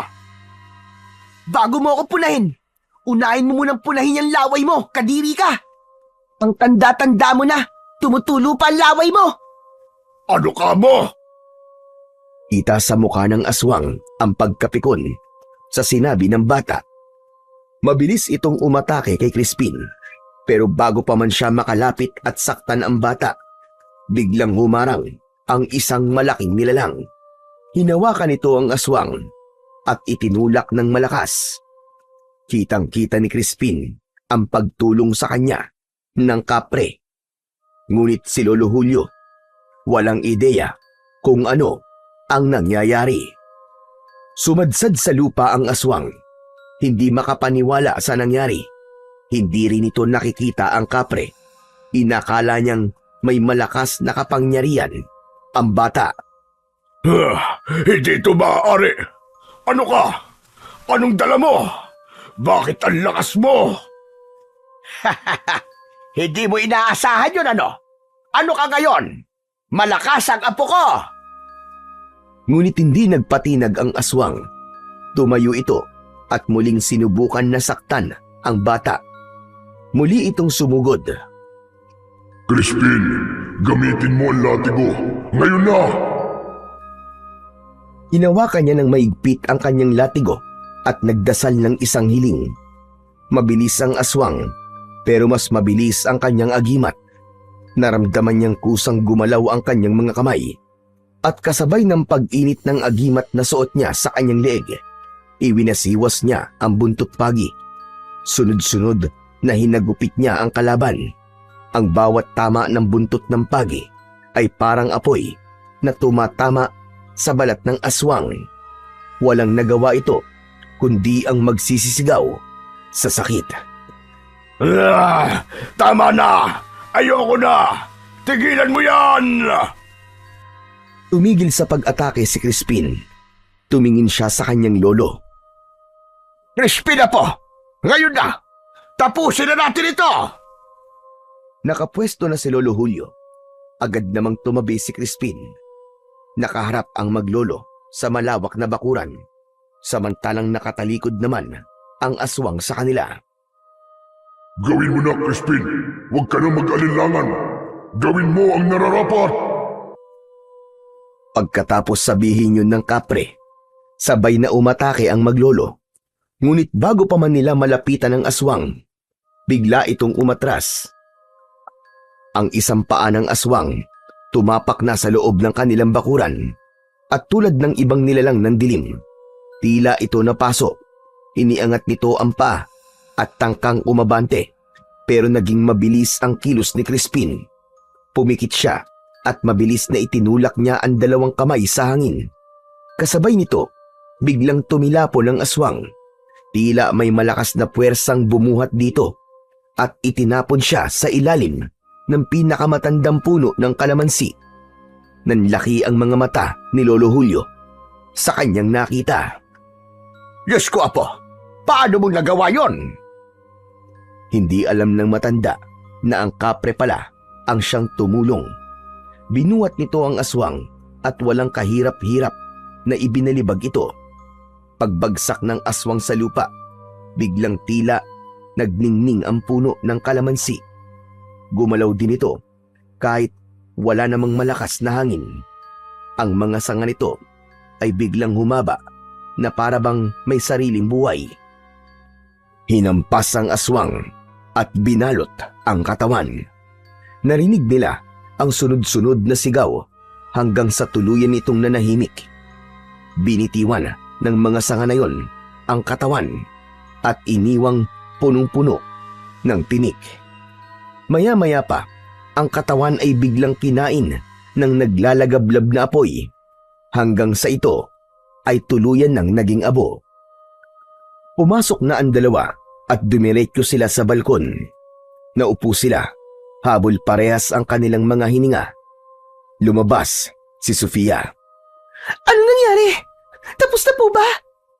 Oo ate, di ka na magagalaw ng aswang na yon. Wala na siya. Umalis na. Pinatay na siya ni Crispin, Apo. Ano? Nagawa mo yun, Crispin? Talaga? Paano? Ako man ay nagtataka. Paano mo nga ba nagawa yung Crispin? Biglang napatingin ang matanda sa suot na kwintas ng kanyang apo. Suot mo ang agimat ng aking tatay. Ang agimat ng tinik at balat ng kalamansi. Paano mo napagana yan? Sa totoo lang po, hindi ko rin po alam, Lolo. Pero kasi kanina, bago po ako lumabas para tulungan kayo, nakita ko po itong gumagalaw kaya kinuha ko po at isinuot.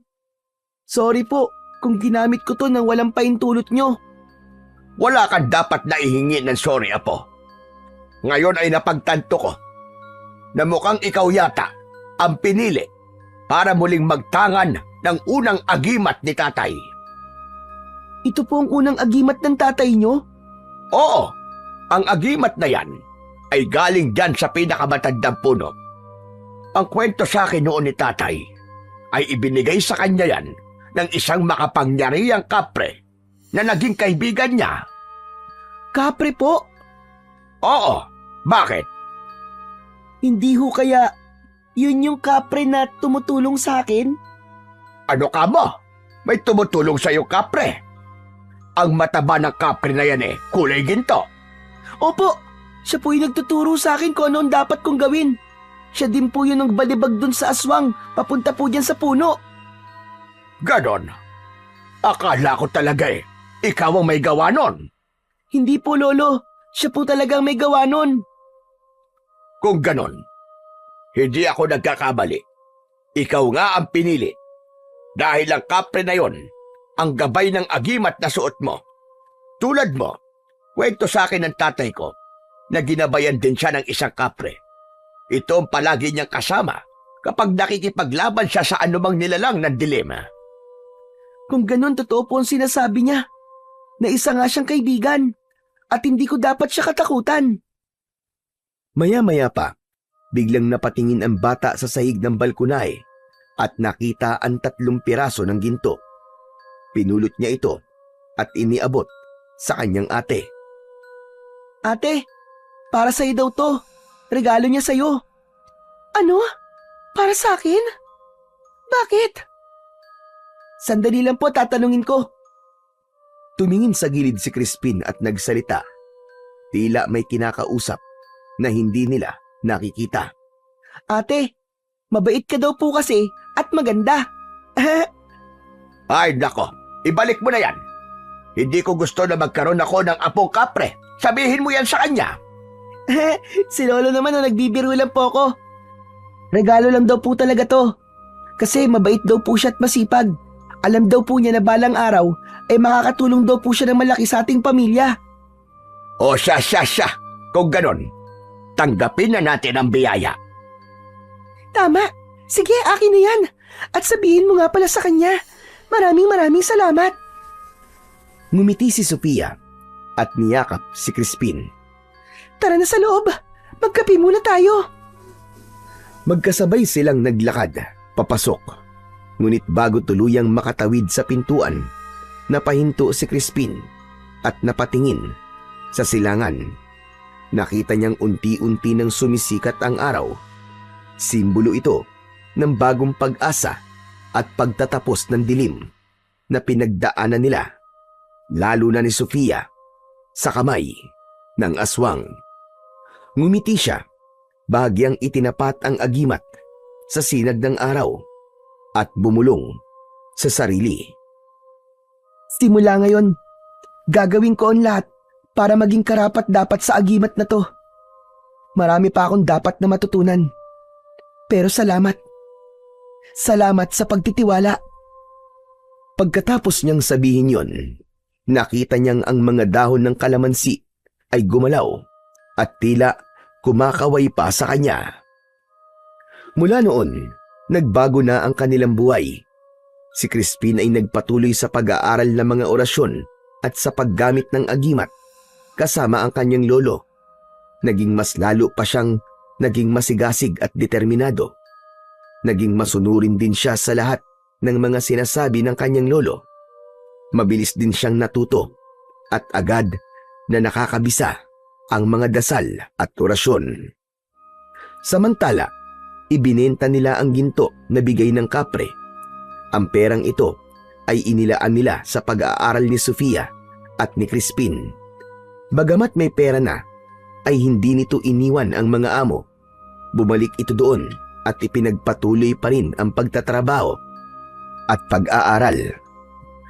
Sa paglipas ng panahon, natupad ni Sofia ang pangarap niyang makapagtapos ng pag-aaral. Nakahanap siya ng maayos na trabaho at unti-unting naiahon ang kanilang pamilya sa hirap.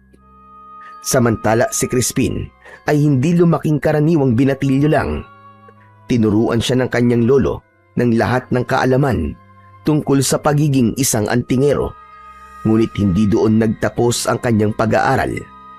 Pinili niyang matuto pa ng dagdag na kaalaman. Pinag-aralan din niya ang paggamit ng mga halamang gamot at kung paano gawin ang tradisyonal na paraan ng panggagamot.